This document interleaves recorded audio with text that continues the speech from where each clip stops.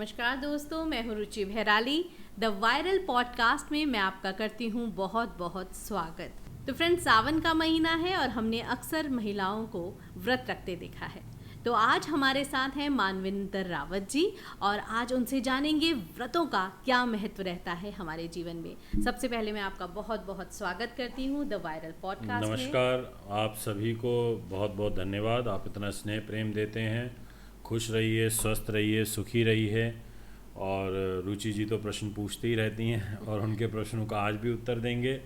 और कोशिश यही रहेगी कि एक बहुत अच्छी चर्चा आज के इस पॉडकास्ट में भी आपके साथ हो। हमेशा से मानविंदर जी आपके साथ ये रहा है कि आप यूथ को बहुत इम्प्रेस करते रहे हैं। लोगों को आपकी बातें बहुत सरलता से समझ में आती हैं और वो अपने जीवन में उतारने की पूरी कोशिश भी करते हैं। तो आज का हमारा सवाल सावन से लेकर है कि व्रत की ये जो एक हमारे जीवन में, हमारी संस्कृति में एक परिपाटी चली आ रही है, ये बहुत पुरानी है। लेकिन व्रत के दौरान मात्र केवल खाने पीने की बातें ही होती हैं या ये बात होती है कि भाई मंदिर चले जाओ, पूजा कर लो? क्या और भी कुछ बातें हैं जिनका हमें ध्यान रखना चाहिए? और असल में व्रत का सही अर्थ क्या है, वो आज हमें आप बताइए। देखिए, जो मैं अब तक समझ पाया हूँ ना व्रत को लेकर के, मैं अभी तक यही समझ पाया अपने अनुभव में। मैंने भी करके देखे, करता भी हूँ। हम अपने शरीर की एनर्जी को एक तरीके से स्टोर करते हैं। उस दिन इस शरीर को तपाने की कोशिश करते हैं और उस एनर्जी को ईश्वर के चरणों में एकत्रित करने की कोशिश करते हैं। यही मैं व्रत का अर्थ समझता हूँ। देखो, जैसा आहार खाते हैं वैसा ही ना बुद्धि के अंदर विचार आते हैं। बिल्कुल सही, सत्य। वैसे ही जी। इसलिए आहार का बड़ा महत्व है। लोग मांसाहारी खाते हैं तो उनकी जो प्रवृत्ति है ना, उसमें भी छल कपट देखने को मिलता है। व्यक्ति बहुत शुद्ध भोजन करता है, एकदम शुद्ध नेचुरल करता है और नेचुरल संसाधनों में करता है। स्टील के बर्तनों में नहीं, मिट्टी से बने हुए बर्तनों में, घड़े में, चूल्हा चौका जैसे पहले गांव देहातों में हमने करा भी है इस्तेमाल, तो वो उसी मिट्टी का हो जाता है। बिल्कुल। हमारे विचार, हमारा आहार हमारे नेचर के अंदर दिखाई देता है। बहुत सारे कुछ नहीं होता, क्या हो गया, कोई फर्क नहीं पड़ता, ऐसा नहीं है। अब आपने अपने आप को प्रभु के लिए तपाया, आपने विचारों को भी शुद्ध रखा, नहीं मुझे कुछ गलत नहीं सोचना, ना मुझे कुछ गलत करना, ना मुझे कुछ गलत देखना, ना मुझे आज इस आत्मा को ईश्वर के प्रति समर्पित करना है। एक तरह से रिचार्ज या एक रिवाइव तरीके करने से की बात तपस्या है। तपस्या है। जैसे हमारे ऋषि मुनि भूखे प्यासे प्रभु को प्रसन्न करने के लिए इस तपस्या के माध्यम से बिना अन्न ग्रहण किए हुए प्रभु तक अपना मैसेज पहुंचाते थे कि हे प्रभु, मैं आपके नाम का जाप कर रहा हूं, आप मेरी सुनिए। और एकदम शुद्ध भाव से कर रहा हूं, अशुद्ध भाव से नहीं कर रहा। मैं अशुद्ध नहीं हूं, मैं शुद्ध भाव से कर रहा हूं। आप इसको पहचानिए, आप मुझे अपना आशीर्वाद प्रदान करिए। तो बेसिकली जब हम अपने मन को, अपनी बुद्धि को, अपनी इस आत्मा को प्रभु के भाव में एकत्रित होकर के समर्पित कर देते हैं, तो वो व्रत का रूप धारण। अब उसके नियम है, जैसे पूजा के नियम होते हैं मंदिरों में, घर में, ऐसे ही व्रत के भी नियम होते हैं। अच्छा। अब ये नियम ना नेचर ने हमारे को दिए हैं। अब बहुत सारे लोग, जैसे आपने बोला कि खाने के लिए ही व्रत करते हैं कि व्रत वाला खाएंगे। एक्चुअल में क्या है, अगर आप कुछ दिन तक अन्न छोड़ दो, जी, छोड़ करके देखो कुछ दिनों तक, आपके जो विचार है ना वो बहुत बदल जाएंगे। हर एक एक सब्जी जो होती है ना, वो हर एक बीमारी को भी रिप्रेजेंट करती है। अच्छा। हर एक आटा, चाहे वो गेहूं का हो, चाहे वो ज्वार का हो, चाहे वो बाजरे का हो, चाहे वो मक्के का हो। डॉक्टर्स रिकमेंड करते हैं ना, ये दिक्कत आ रही है तो एक काम करो, गेहूं छोड़ दो, बाजरे की रोटी खाना शुरू कर दो। सर्दियों में लोग साग खाना शुरू कर देते हैं। क्यों? सीजनल फ्रूट्स आते हैं। सीजनल फ्रूट्स क्यों कहते हैं कि ज़रूर खाने चाहिए? यानी कि हर एक हमारे को इन ईश्वर के रूप में, प्रसाद के रूप में जो भी कुछ खाने को मिला है, हर एक फल का, फ्रूट का, सब्जी का एक विशेष महत्व है जो इस भूगर्भ के अंदर पनपती है। अब जब हम उससे अपने आप को मुक्त करके और प्रभु के लिए एकत्रित हो जाते हैं, तो वो प्रभु भी ये देखता है कि ये बच्चा मेरे लिए तपस्या कर रहा है, चल मैं इसको अपना आशीर्वाद देता हूँ। चले नव दुर्गा व्रत कर रहा है 9 देवियों का, और एकदम शुद्ध होके कर रहा है, मैं इसको अपना आशीर्वाद देता हूँ। अब बहुत सारे लोग चाय पी रहे हैं, 2-2 घंटे में कॉफ़ी पी रहे हैं, व्रत का खा रहे हैं, यानी कि अन्न नहीं ले रहे हैं। तो उसमें क्या होता है, उनकी जो एनर्जी है, उनका जो ध्यान है, वो जा ही नहीं पा रहा ईश्वर के प्रति।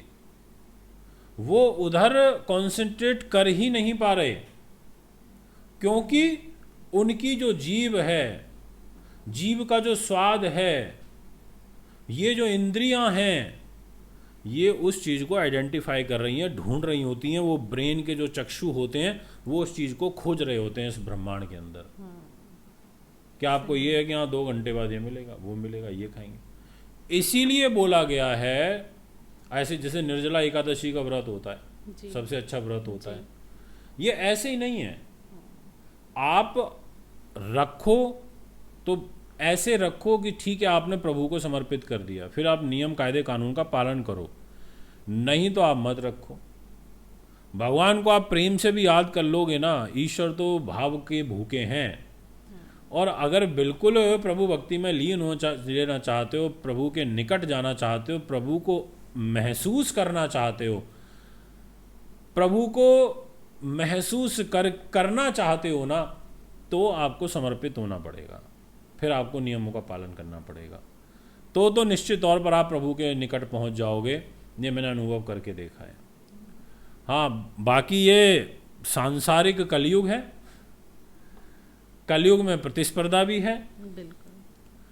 सावन के महीने चल रहे हैं, और उस सावन के महीने में आप सोमवार का, 4 सोमवार का व्रत मत रखो। आपका कंपटीटर ये पूछा, अरे आपने व्रत नहीं रखे सावन? अरे यार चल मैं रख लेता हूँ, है ना? वो गलत। वो गलत। मतलब क्या हुआ कि आपने मन से नहीं रखा, आपने देखा देखी या बाहर दिखाने के लिए रखा जी, पर मन में तो भाव नहीं है। हाँ, फिर आपको आचरण भी करना पड़ेगा, आपको अपनी इंद्रियों पे भी कंट्रोल करना पड़ेगा, आपको अपनी कामेंद्रियों पे भी कंट्रोल करना पड़ेगा, आपको फिर शुद्ध भाव से ही करना पड़ेगा। आपको सुबह ब्रह्म मुहूर्त में उठना चाहिए अगर आप सही में व्रत धारण करना चाहते हैं। आपको घर को शुद्ध रखना पड़ेगा। आप ऐसा व्यवहार बनाइए, उस घर को ही ऐसा लोक बनाइए, उस मन के अंदर ऐसा लोक बनाइए, व्रत के माध्यम से अपनी ऊर्जा को एकत्रित करके, कि भगवान को लगे कि हाँ मुझे यहाँ वास करना है। बहुत सुंदर बात है, ये बहुत प्यारी बात है। एक और मन में सवाल ये आता है, जैसा आपने कहा कि प्रभु तो भाव के भूखे हैं, आपके अंदर भाव है तो सारी चीज़ें हो सकती हैं। लेकिन कभी कभी हम देखते हैं कई लोग 16 सोमवार या 3 सोमवार या 2 सोमवार, ये जो कैलकुलेशन है ये किस तरह से बेस्ड होती है? कुंडली के हिसाब से होती है, या फिर जैसा आपने कहा कि देखा देखी व्रत रख लिया और कहीं पूछा भी नहीं किसी ज्योतिषी को कि भाई मुझे किस व्रत की ज़रूरत है, मेरी कुंडली के हिसाब से मुझे कौन सा व्रत रखना चाहिए, ये सारी बातें। जैसे शनि ग्रह 2.5 साल में एक राशि से राशि परिवर्तन करते हैं और दूसरी में जाते हैं जी। उनका वो स्लो गति के ग्रह, स्लो चलते हैं, उनका आकार बड़ा है, उनका व्यास बड़ा है। अब आप शनि जैसे ग्रह को अप्रोच करना चाहते हो, शनि जैसे ग्रह को की भक्ति करना चाहते हो, उनके हाथ जोड़ना चाहते हो, उनसे अच्छा न्याय चाहते हो, न्याय प्रिय हैं, न्याय के देवता हैं, तो आपने सोचा कि मैं इनके हाथ जोड़ूंगा, मैं इनका व्रत भी करूंगी मैं इनके लिए पाठ भी करूँगी कि हे शनि महाराज आप मुझे अपना आशीर्वाद दीजिए। अब आप मेरे पास, आपका मेरे साथ बहुत अच्छा व्यवहार है, आप मेरे पास हर 2 महीने में आओ और आप मेरे पास साल में एक बार आओ, दोनों में फ़र्क रहेगा। बहुत बड़ी बात है ये। आप साल में एक बार आओगे तो मुझे ये रहेगा हाँ 1 साल में एक बार आती हैं। आप मेरे पास हर महीने आओगी तो मन में क्या रहेगा, अरे कितनी अच्छी है रुचि जी, देखो हर महीने आती हैं, कितना मतलब भाव है इनका मेरे प्रति, कितना मुझे अच्छा अपना गुरु मानती हैं, आती हैं, पुष्प लेके आती हैं, है ना, मिठाई लेकर के आती हैं, है ना, आशीर्वाद लेकर के जाती हैं। मतलब मेरे मन में आपके लिए एक अलग रिस्पेक्ट बन जाएगी। बिल्कुल सही बात। और मेरे लिए अलग ही रिस्पेक्ट बन जाएगी, मेरे मन में आपके लिए अलग भाव बन जाएगा, एक अलग फीलिंग्स डेवलप हो जाएंगी कि ये बहुत प्यारी बच्ची है, ये बहुत संस्कारी है, ये अपने गुरु के प्रति कितना आदर रखती है। और एक साल में आए और एक आए 2 साल में, तो ठीक है पढ़ाई करी थी, आते हैं। ऐसे ही जब हम शनि के हाथ जोड़ रहे हैं, हमने उनका व्रत किया, शनिवार के दिन कर लिया, तो इसका मतलब ये नहीं है कि भाई कर लिया भाई ठीक है एक व्रत हो गया अब काम खत्म, शनिदेव मान गए। आपको क्या पता, वही वाली बात होगी ना, भाव की भक्ति है।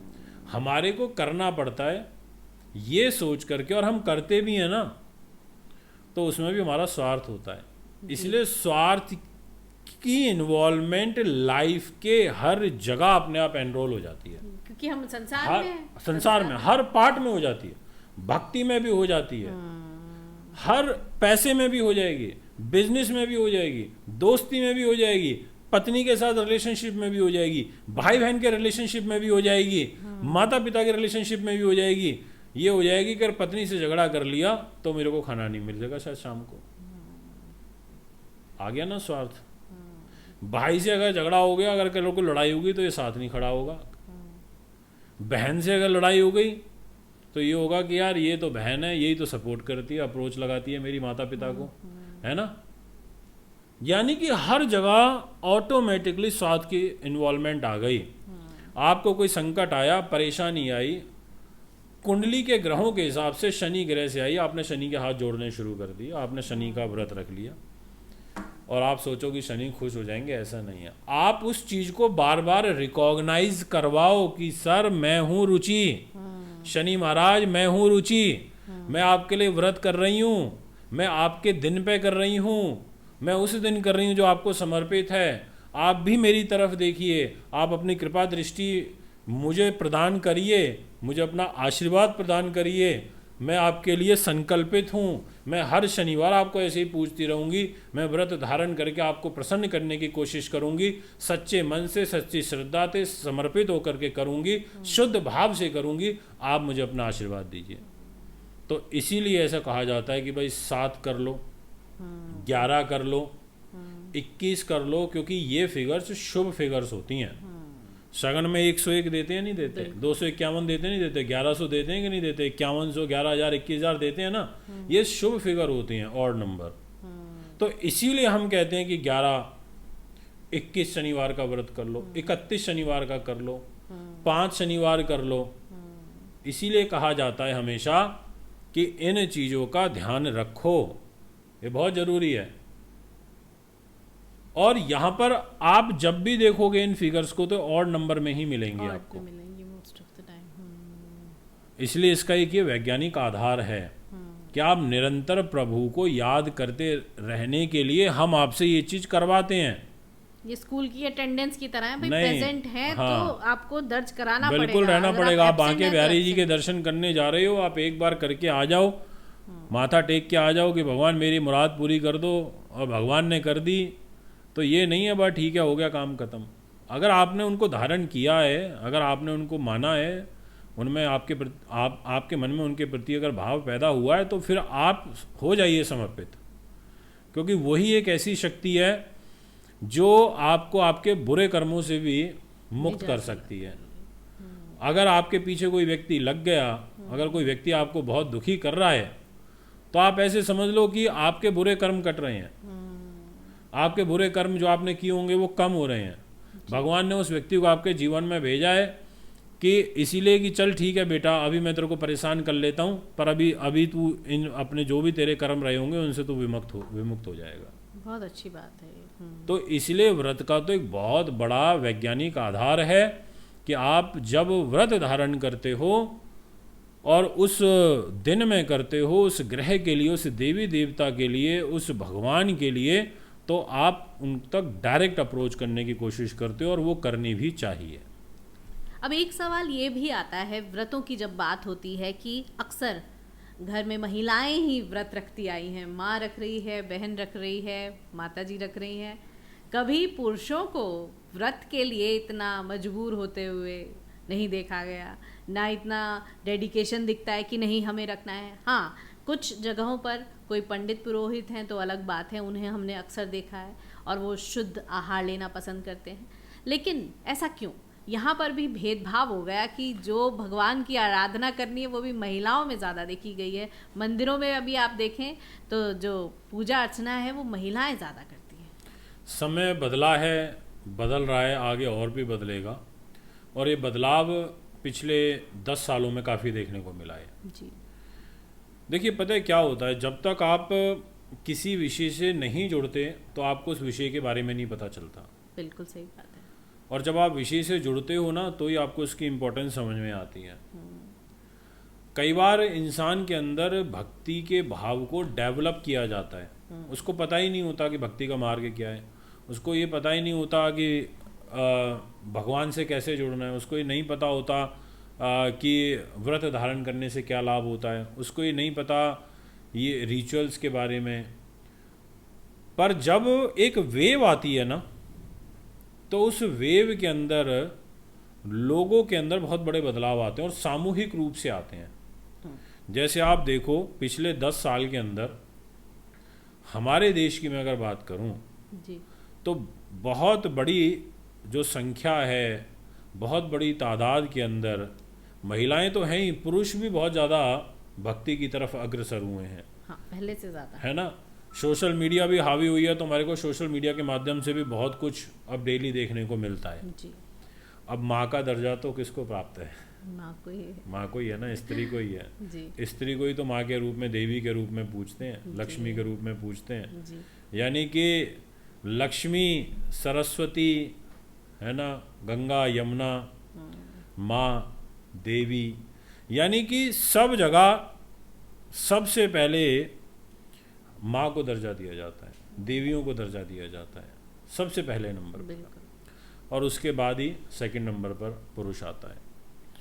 इसीलिए ना, नेचुरली ईश्वर ने माँ के अंदर जो भक्ति का भाव है ना, वो ऑटोमेटिकली अंदर ही उनके एक ऐसा भाव बाय बर्थ ही उनके अंदर वो चीज़ है, प्रवृत्ति है कि उनके अंदर ज़्यादा ये ईश्वर की भक्ति देखने को मिलती है। पुरुष शो नहीं करेगा, अगर करता भी होगा।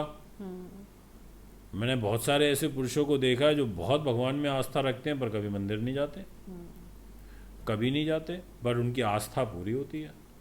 यानी कि स्त्री के अंदर ये भाव ज़्यादा होते हैं, वो इमोशनल ज़्यादा होती है, वो इमोशनल ज़्यादा होती है, उसमें दयालुता का भाव ज़्यादा होता है। तो वो भाव उसको ईश्वर के प्रति ज़्यादा जोड़ता है, वो क्योंकि उसको हम देखते ही इसी रूप में जी, कि ये रिचुअल्स को पूरा करेंगे, ये इन पद्धति को, संस्कारों को आगे लेकर के जाएंगी, है ना। तो वो उस रोल के अंदर, उस पार्ट के अंदर अपने आप को इतना रमण कर लेती हैं, इतनी इन्वॉल्व हो जाती हैं कि उनके अंदर ऑटोमेटिकली ईश्वर की भक्ति ज़्यादा हो जाती है।